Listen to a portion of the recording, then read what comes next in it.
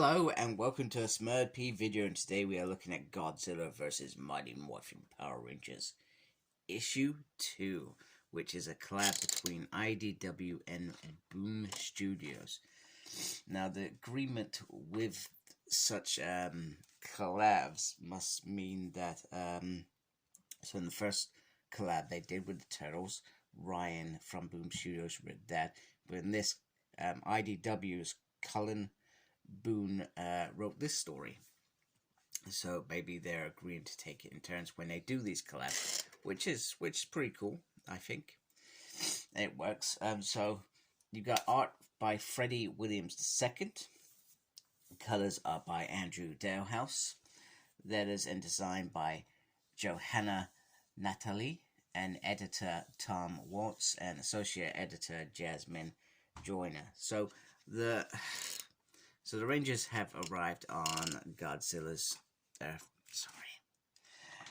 And the bit that gripes me as well is that's in another dimension. However, their Zords seem to have arrived there, so I guess it would be an easy way to explain this as if there was a portal in the background already open. That would make perfect sense.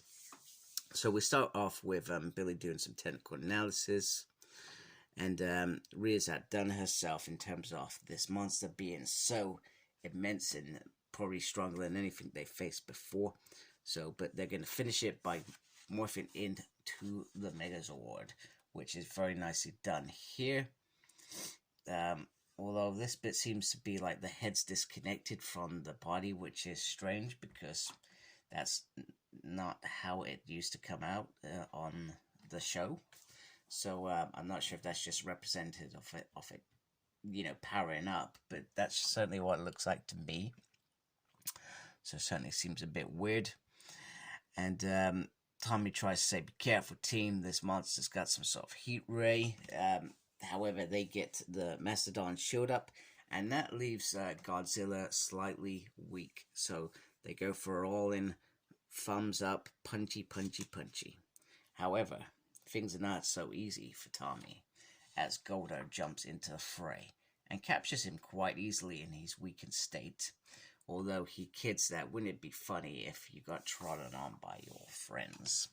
So they get the power sword, and they're doing that whole little debating thing. Hey, blah, blah, blah. I feel bad for this monster. No one bites dust, blah. Give it everything you've got, and they're sort of running towards it, which is interesting because you never ever saw the Megazord run because there was some dude in there and he was literally just stumbling along. So it's nice to see some flexibility, and they pretty much really damage each other, much to Rita's sort of emotional outburst, because the other aliens, the Supreme Commander, they keep in control and they don't waste emotion on experience. They're aliens, so some aliens don't have the same sort of emotions, which is actually quite brilliant and clever in my mind, not being connected, but they must have some sort of emotion if they want to conquer and plumage this planet for their own delight. So Tommy is captured and his power coin shared with Rita, much to their delight, and she says, "I'm going to turn you back into my pet again." Meanwhile, the Supreme Controller's UFOs are attacking the Zords, etc., and Godzilla while they're in a weakened state. I don't think the Rangers at this point see that. I think they acknowledge that he's attacking it, but that's pretty much it. So Godzilla retreats, and following that, the Rangers retreat so their Zords can disengage and do their automatic repair, etc. So the Rangers do what they usually do. They power down and they're trying to help people, and they learn that they are going to an amusement park where others have gathered.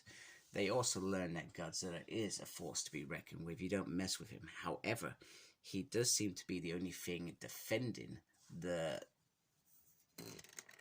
world from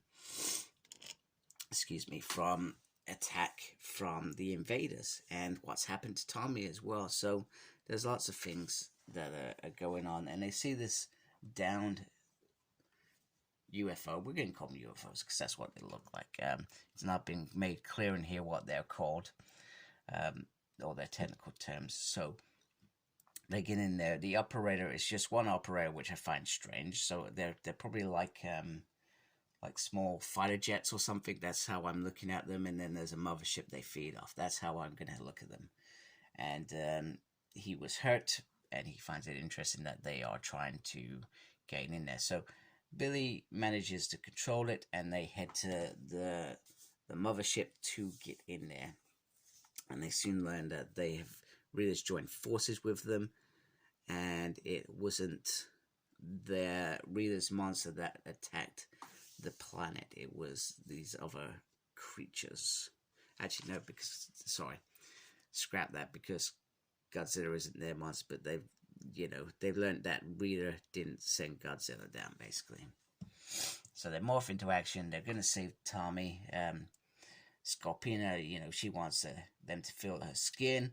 Golda's like, I'm not missing this stuff. I find it interesting that he's got the wings on, because at this point he didn't have wings in the show, because they were returned when Lord Zed came into play. So I hate to do this, but there's a few questionable decisions from Cullen, and you would have thought, even if you were running a comic, you would perhaps either be maybe a fan of Boom Studios at the very least, of the comics, or at least go and watch, the season that you are trying to play around with this. And there's another bit I'll get into right at the end.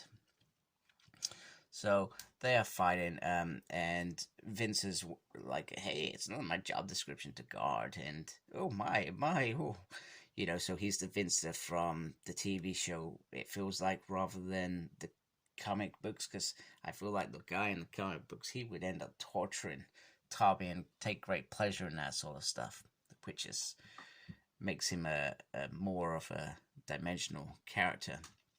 So Reader is, you're going to have to make a difficult decision soon, Rangers, because I have just sent down a monster. Sorry, well, they haven't. The Supreme Master sent down a monster, one that is dangerous, Gigan, and he has these great big hooks on his hands, and he is attacking the amusement park. So back when I said that they were helping him, and they said that they were going to amusement parks, they now have a problem, because people are going to die if they don't get there. People will die quite quickly. So they've got to go. They have to say, sorry, Tommy, we need to go. And he's like, do what you have to. And then it's like dinosaur power, and they hope that the Zords are sort of repaired. And the artwork is absolutely supreme throughout the whole thing. But this is quite good. I love this helmet looking. And he did that in the last issue, Williams did. And I thought that was pretty cool as well. So kudos. It all looks very, very nice. Some decent artwork going on. So they get there, and they start fighting the creature. Please accept my apologies. I seem to have missed this page when I was reading it, so I had to quickly stop. Otherwise, I wasn't going to give you a very good overview. It was just going to be very sketchy. So anyway, the Zords arrive. They're in an okay repair position at 70%. They try attacking this creature, and lots of things are fired, shot at, etc., but they do not seem to be working. So, and they've also got to keep an eye on these great big meat hooks. So they form Megazord, and the stresses on the Megazord are happening, and it is not going, they're not going to be able to last very long in this fight. They've got to get in there, they've got to get quick. However, this meat hook creature is not going to be accepting that, and they are struggling so bad. Meanwhile, Rita speaks to Vince and says, you know what, I know you've got something up your sleeve, send something down. And I also love how these sort of start appearing down here gradually, once Megazord gets blasted. Now, when I first saw it, like I said, I missed this page and I went straight to this, and I went, oh, okay, it ended. That seems like a weird ending.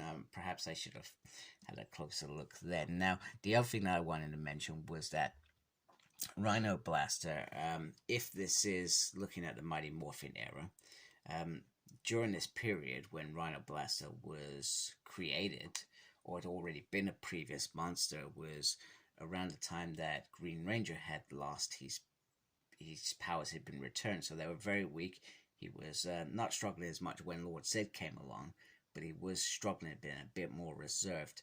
So you could debate whether this is that era, because you could say, well, she could have dragged Vincent could have put that monster in whenever he wants, because we got Eye Guy there, for example. But you feel like they could have played on that a little bit more, perhaps, and that's why he's not as responsive or able to fight Goldar as strong, even though he got a beating in the last issue. You know, they could have just worked on that a little bit more, and I've got to once again question Callum's knowledge of Power Rangers, which is a shame because I actually like Callum. He's a really good writer, and he does some great work. So I'm looking forward to the next issue. I'm hoping to see more of these guys in a bit more in depth. Will Godzilla and Megazord be friends by the end of it? I'm sure he's going to jump in and save the day. I'm trying to think how many issues there are. Is it 4 issues for this mini-series or 5? I cannot remember. Turtles is meant to be cool. Beast Wars, I review that, so if you're interested, hit me up. So anyway, if you like my channel, please support my channel by subscribing. Make sure you look after yourself. Very important. And as always, embrace the geekiness. Take care. Goodbye.